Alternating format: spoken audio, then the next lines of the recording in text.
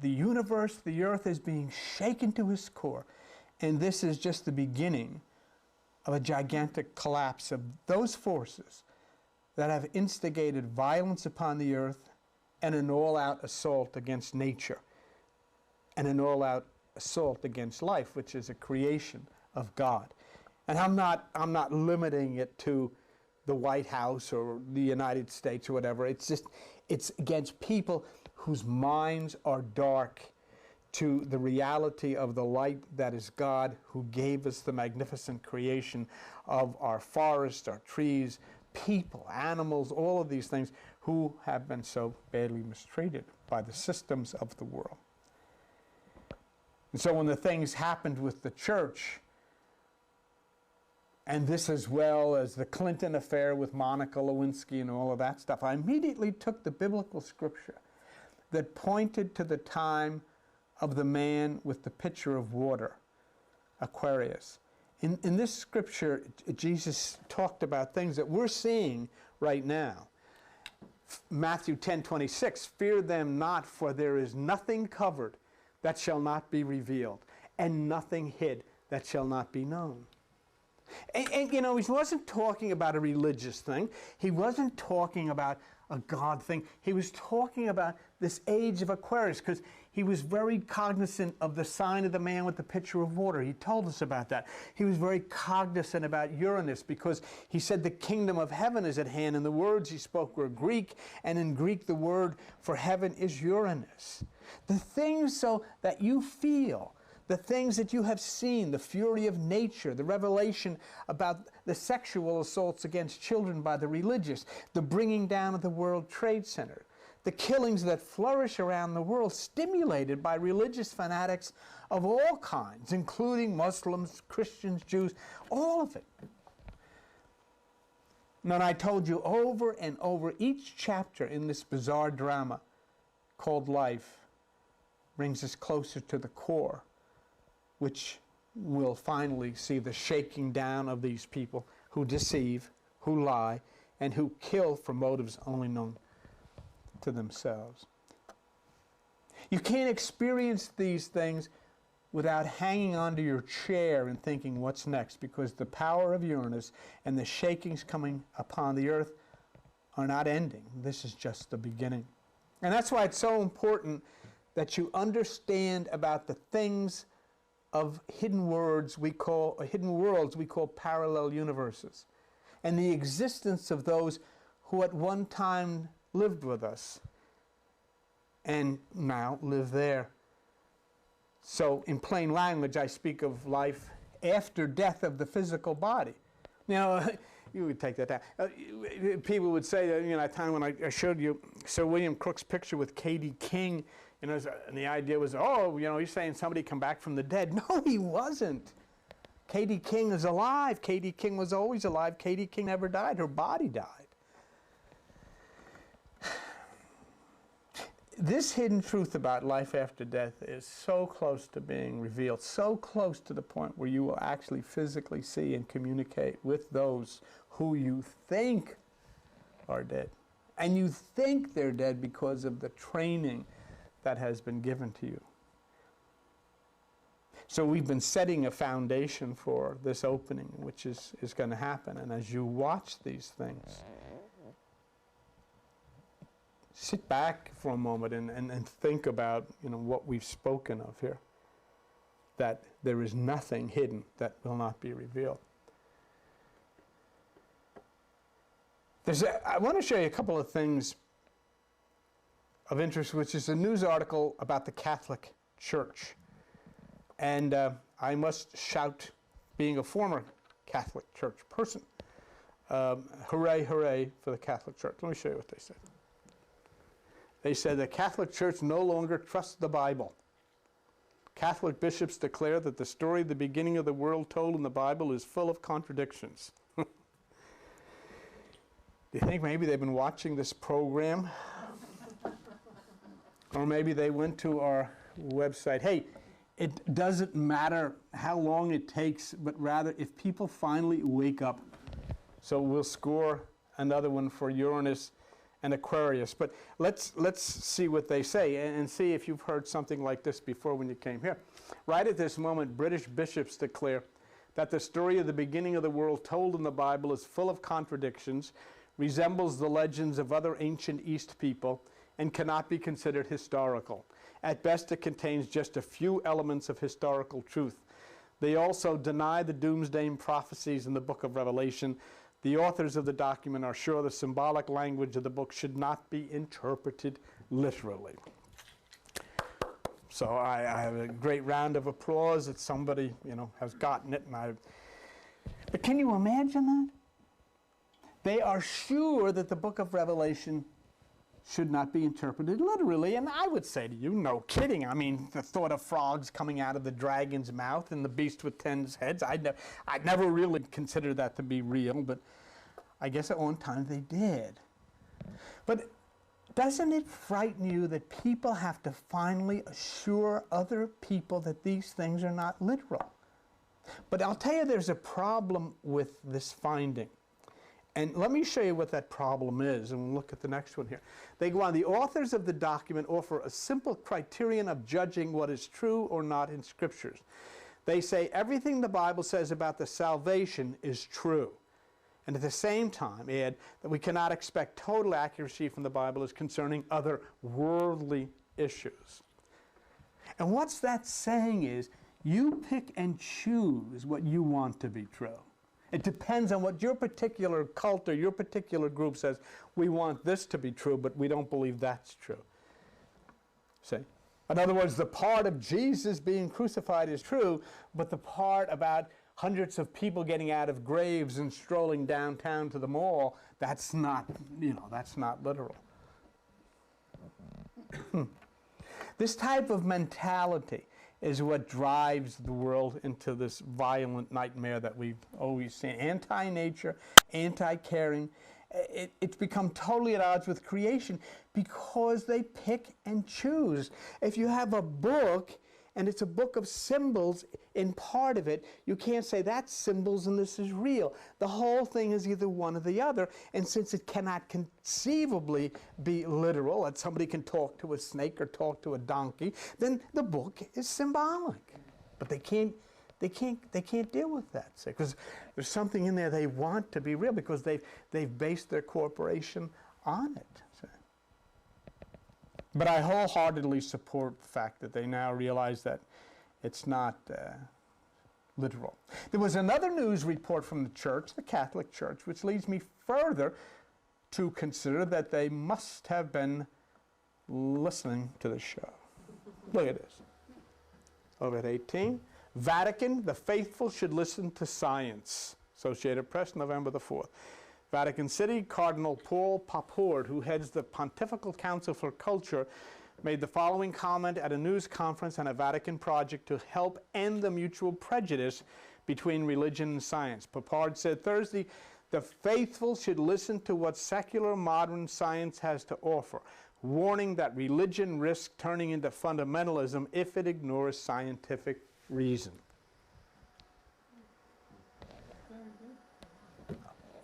The Cardinal must have come here or something. Maybe he's listened to Don's tapes. I don't know. So I'm very happy about those two things by the church, because the key here is to get people to wake up, and in whatever way they can. And these are drastic changes. It's good. Okay, you can take that down. Let's go back to the White House for a minute. With this indictment of Scooter Libby, our author here, you see activity in the White House that is deliberately structured to deceive, deliberately structured to hide the truth from people, to make people stir up their patriotism, to make people raise flags and send their young men and women off to war to get killed. And the cover-up of the lie about this war is so important, so, very, very important, that somebody in this administration would risk going to jail. Yet those of us on the outside are supposed to raise our flags and follow patriotically while the dark ones plot in secret rooms things that we know nothing of. And we opened a couple of the doors on their secret rooms in the beginning. So we call this democracy, and we're trying to get other people to do the same thing.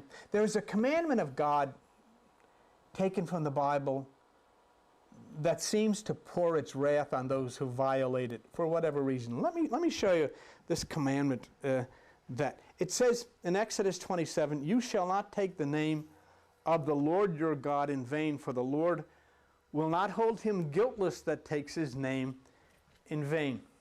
Now, if you believe in God to any degree, whatever it is, then you have to at least give some of these statements from long ago your attention. Taking the name of the Lord in vain, by most people, is interpreted as saying, "Oh, God damn it," or "Jesus Christ," something like that. That's not what I mean. When you use God to try and justify yourself as being something that you're not, you can take that down. And this is what we see. We see, we're born again, we're followers of Jesus. Well, if you're born again, and if you're a follower of Jesus, a real true follower of Jesus, you'd be a pacifist. You couldn't swing at anybody, you couldn't fight with anybody, you couldn't join any armies, and you could say, well, that's ridiculous. It may be, but that's what's required if you're a follower of Jesus. You can't say on one hand you're against abortion because of your faith, and on the other hand saying God bless America when your country drops bombs on innocent people who have done nothing to you and who had absolutely nothing to do with the hideous thing that happened in New York, 9/11. You kill thousands for a reason which is proven to be wrong. You torture people, and you keep people in prison with no lawyers and no rights to speak, and you use the Lord's name to get millions of votes, and then you set up dark rooms where you threaten people who disagree with you. See, and that's taking the Lord's name in vain, and you're not held guiltless, and so you see there's a penalty, there's a price to pay when you do that. The collector comes around, and as we have seen in the past few weeks, the collector has arrived. Joseph Campbell, he taught mythology at Sarah Lawrence University, about 30 years. He's passed away. But Joseph Campbell spoke of the need that we have to understand mythology to save ourselves from, the reality of these minds that are leading us. Joseph Campbell said, the mythology of our time is Star Wars. The struggle of light struggling against darkness. Now, the personification of evil in Star Wars is Darth Vader. His name was originally Anakin Skywalker. And he was an upstanding citizen. Married and had 2 children. His mother was Shmi, S-C-H-M-I, who was a virgin when she conceived and gave birth to Anakin. What's interesting about this is the suggestion that Anakin Skywalker was actually conceived by the Force. Okay? Not by any, copulation, but by the Force. As Jesus was conceived by the Force. As a child, Anakin could build or repair anything. We'll go to the next one. Anakin was a youngster, and as I said, he was extremely gifted. He could do things that other children couldn't do. He grew then, and he married, and his wife was Padme. And Anakin, when he married his wife, gave birth to 2 children, Skywalker and Leia. Luke Skywalker and Leia Skywalker. However, as he grew older, his arrogance and emotional insecurities eventually turned him to the dark side of the Force, transforming him into Darth Vader. You can do the next one. And he became so enamored with the power and his ability to change the world into what he wanted it to be, that his good background and his good beginnings gave way to the dark side of the Force. He's becoming a different person. And Padme, his wife, travels to Mustafar to reunite with her husband, and she's afraid for him because of what's happening to him, because of the way he's changing. See? And she wants to leave public life. And she wants him to go with her and raise their child. But Anakin refuses, telling her they don't have to run anymore because he has new powers. And his new powers can not only save her, but his new powers can overthrow the Empire and make the Republic the way we want it to be. How you know, we're living that, aren't we? You see, there's a reason why Joseph Campbell called Star Wars the great mythology for our time. Before you mislead yourselves, and I don't want to mislead you either, I'm not suggesting that George Bush is Darth Vader. Darth Vader doesn't represent a person. He represents a force. Darth Vader represents a force that comes from good, but becomes so overcome by the power in his hands that he takes a small circle of friends to construct what they believe to be good, even if it's really evil. You see what I'm saying? Darth Vader, who is doing evil, actually thinks he's doing good, trying to change the world the way he thinks it should be. You see what I'm saying? In other words, Darth Vader has no face here. He represents a mind. He represents a mind that is filled with darkness, and a mind that will fight and struggle to form the world in the way that he thinks it should be. He lives within this mask, and he has to stay within that mask so that no light can ever come upon him. See, he can't come out into the light. He cannot become enlightened. No one knows who he is. No one knows what's behind the mask. And that's like all of these people. Like I showed you before, this guy, Scooter Libby. I mean, you know, the White House, he's got his portfolios and his books, but nobody, you know, really looked in to see what was in his mind about, you know, a little girl being put into a cage to have sex with an animal. See, no one sees into the minds of those who seek power and then misuse it, thinking that they're doing good. When you have that, then you have a mind controlled by darkness. You have Darth Vader. And then finally, Darth Vader is destroyed by his own son, Luke Skywalker. He is destroyed by his own. He's destroyed by his own people. And he asks Luke to remove his mask and confesses that he has seen the error of his ways. And then Luke removes the mask and sees the ghostly, pale visage of a sad and withered man. His head is bald, his skin is pasty white from not having been exposed to the light for more than 2 decades, and his face still carries the scars of the battles that have gone on within him.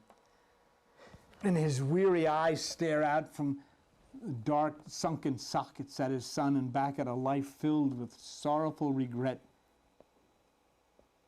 And in his dying breath, Anakin Skywalker is redeemed, finally admitting to Luke that the goodness within him was really not destroyed after all.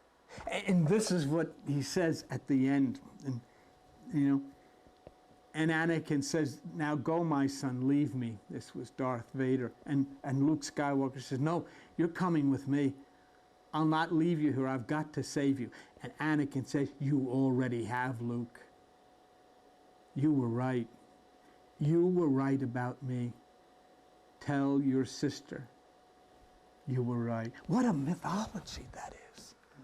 What a mythology that is. About the very own people. I mean, the people that sit and do these things are not bad people. They are consumed in this thing, and none of us knows how we would act if we're placed in that same powerful position. We're not only placed in a powerful position, but we're surrounded by other people, and they're making suggestions. Hey, if you do this, hey, if we do that, hey, if we do the other thing. And then when you start doing these things and they don't go right, you've got to cover over, you've got to hide behind the closed doors, and it just gets worse and worse, and you sink deeper and deeper. And that's Darth Vader.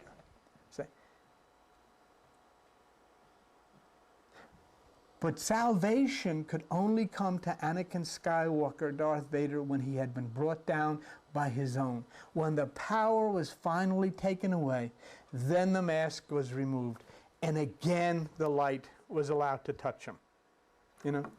They have to come out from this circle of darkness, whether it be in the White House or whether it be in Israel or whether it be in Iraq or Iran or wherever it is. It is people consumed with this darkness that manifests itself as this violence against nature, violence against life itself. All of the violence and the killing done within the dark finally was proved to the one who carried that saber as being wrong. He finally understood it, because he didn't have to wear the mask anymore. He didn't have to come out and make speeches anymore. He didn't have to come out and sit in the church anymore. He could be himself. At that point, Anakin, no longer Darth Vader, dies and his body is carried off by the Force. You can take that off. But his body is carried off by the godly force now.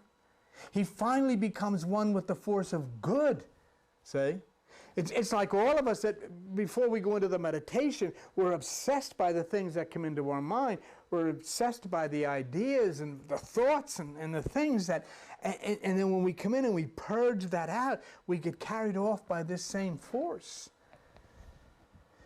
During the victory celebration on the forest moon of Endor, Luke is able to see the redeemed spirit of his father, Anakin Skywalker. So you see, it's not a person, it's an ideal, it's power, it's an interpretation of what is light and what is darkness. And it causes those who are infected with it to do terrible things that are really not a part of them, but a part of the force that they've yielded to. Whether it's the president, the vice president, whether it's a king, whether it's some kind of a minister or preacher or rabbi, whatever it may be. It's the force that they become involved in and yield themselves to, that they now become as a group willing to do anything to make their program fit what they believe is best for the world.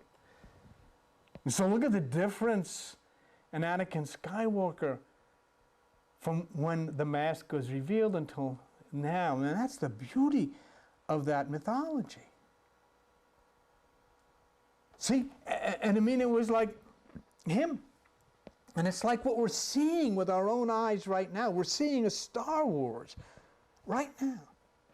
But people get deeper and deeper into the pit of that force, where people who have a great education, come from good families, suddenly find themselves having to lie about bringing some terrible punishment upon some innocent people. They have to lie and possibly go to jail, or somebody from, until finally that higher force which we call God, which we call Uranus, which we call Aquarius, causes a crack, a split, and the light shines down upon what they're doing, and they're brought down. And when they're brought down, that is when they're raised up. They're basically good people. They're all basically good people. But they simply cannot deal with the power they've been given. And they use it for evil instead of good, all the while calling that evil good. And they thus fulfill another scripture that I like a lot from Isaiah, and this is it, and it says, woe unto them that call evil good and good evil, that put darkness for light and light for darkness. And this is what happens. And we are watching it with our own eyes. We're watching a Star Wars, and we're watching, and I mean, it's not President Bush, and it's not this one or that. It's the whole concept of this thing, that violence and killing and raping of the earth and the animals of the earth and the children and the poor and all of these things, that these things cannot get in the way of the ultimate change of this democracy or whatever it is they're trying to push. It's a mass type of a mindset. They claim God, and they claim that their morality and their ethics. And in this country, they're against abortions and they're against gays, but they turn the other way when it comes to war and killing, and they turn the other way when it comes to poverty and discrimination against the underprivileged. They can't stand up there. Let me show you. Darth Vader is alive and well. And all you have to do is watch the TV or read the news to see what havoc has been poured out upon the earth. Wherever it's come. You look over in France now, and people going absolutely berserk. And the shaking. And all of it is inside of the minds, and it doesn't make any difference whether there's police or soldiers. There's rioting, and all of this goes on. It's a form of mind. That represents a form of mind. It is a form of power, and it takes all shapes and sizes, and no one ever sees its true face. When they look in the mirror, they never see that face, but that is their face. And I want to tell you, though, Luke Skywalker, who was a symbol of the force of good, built a lightsaber, and the lightsaber had a green blade. A lightsaber of green light. Do you know what it means? It was the green light that brought down Darth Vader and saved the world. See? Green and light are very important. Not just as symbols, but as a reality of life, because it is the light from above that touches the green of the earth that gives us life. And in plant life, it's chlorophyll, and in animal and human, it's called hemoglobin. It is the light, which is God, that touches the green of the earth that gives all life. In the days of the biblical Passover, they would place the blood of the lamb on the doorpost to identify them. And I have asked you, and this has gone on for some years, to place a green light at your house to identify you. Some years ago, we showed you where this green light was referred to as the biggest power booster on the planet. A protein in green plants referred to as photosystem 1. Let me show you if we can see that. This is from NASA. Biologists conducting space shuttle experiments may be one step closer to shedding light on the biggest power booster on the planet, a protein in green plants called photosystem 1. This is the power, the green light that brought down Darth Vader. This is the power that saved the world. Well, you can take that. Is there a green saber now? I mean, is there a Luke Skywalker? Yeah. Is there a Luke Skywalker with a green saber now coming down upon the earth to strike the earth and bring the Darth Vaders of the present world to their knees? That green light comes from above. The power comes from the light above. And what we're living in now is the Aquarian age. And the ruling planet with the bizarre electro patterns emanating from it is Uranus. And when Jesus spoke of Passover, he said, look for the man carrying the pitcher of water, which is Aquarius. But there's something else, something at hand that is strange and wonderful. Let me show you here with Eta Carina. The magnificent nebula, which I propose to you, is the seventh angel of the book of Revelation. There are numerous reasons for proposing Eta Carina as the seventh angel of Revelation. The word Eta is the seventh letter of the Greek alphabet and originally meant seven. And it certainly has the appearance of an angel. Eta Carina. And something amazing has been discovered now in Eta Carina. But step back for a moment and let's reconsider the green light, the green saber of Luke Skywalker coming down to the earth. Uranus, the mighty ruler of this age, is called the blue-green planet. And its vibrations of electromagnetic energy is such that it is a prime source of the shaking and the magnetic changes that are impacting so many and causing so many things to be turned upside down. So indeed, in this age of the seventh angel of the book of Revelation, there is a Luke Skywalker. There is a Luke Skywalker with green light coming down upon the earth that will destroy the powers of darkness, that will destroy the Darth Vaders of the earth, and that green light comes from Uranus, our own Luke Skywalker, for this mythology. And it is the time of the seventh angel altogether then. The time of Luke Skywalker, the time of the green light, the time of the seventh angel. And certainly you can see the wings of the angel. Looks like an angel. Let me show you the next, if you see in the next slide, alpha, beta, gamma, delta, epsilon, zeta, eta, which is the seventh, and from Heidegger's Greek words, eta, in small eta means pleasure, and in capital Eta, it means the sun. So Eta is the seventh letter of the Greek alphabet, also means the sun.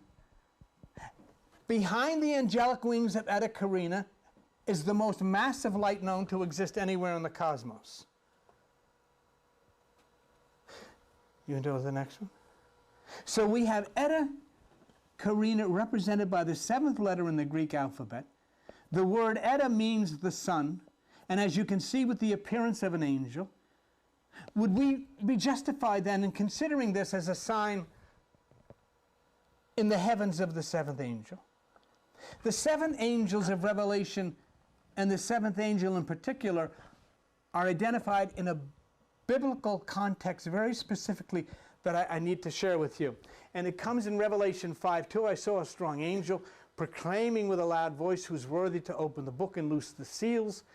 No man in heaven, neither the earth or under the earth, was able to open it. And I wept much, because no one was found. And one of the elders said to me, weep not, behold, the Lion of Judah, the root of David, has prevailed to open the book and loose the seven seals.